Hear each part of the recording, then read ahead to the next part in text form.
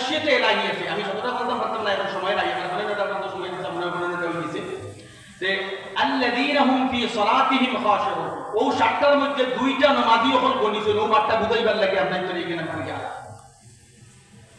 আল্লাযীনা হুম ফি সালাতিহিম খাশিউন, যারা নামাজ পড়ে আর নামাজের মধ্যে খাসিয়াতে এলাহি আছে, যারা আল্লাহর ডর রাখিয়া খুশু হুজুর সহিত নামাজ পড়ে।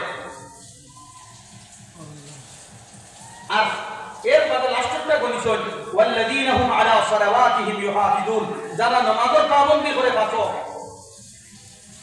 দেখো নামাজের লাগি দুইটা, এই 6টা বা 7টা সিফতের মধ্যে দুইটা নামাজের লাগি গেছে। মান বুঝো করছেন না করছেন? মান তারাকা সালাতা হাত্তা মাদা ওয়াক্তুহা সুম্মা কাযা উযিবা বিন নার হুকমান, যে নামাজের সারি দিছে এর বাদে কজা করছে।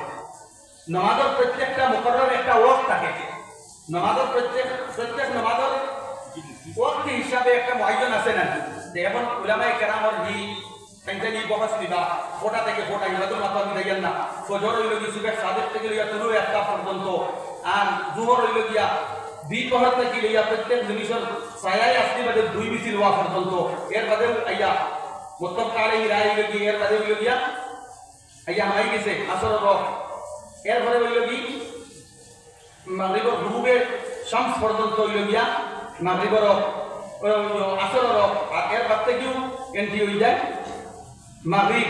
আর মাগরিব হইল কি শুরু সুবা থেকে লইয়া 1 ঘন্টা 15 বা 24 মিনিট পর্যন্ত হইছে। দিনকে লম্বা বাকি হইতে সম্ভবে।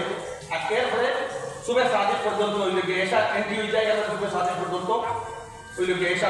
কিন্তু এর মধ্যে মুস্তাহাবি ওয়াক্ত আছে, এর মধ্যে আপনার আল্লাহ আপনি কোন জায়গা করিতে আইতা তো মুক্তি মানে নামাজ জমাতে পড়িলে সারা হই যায়।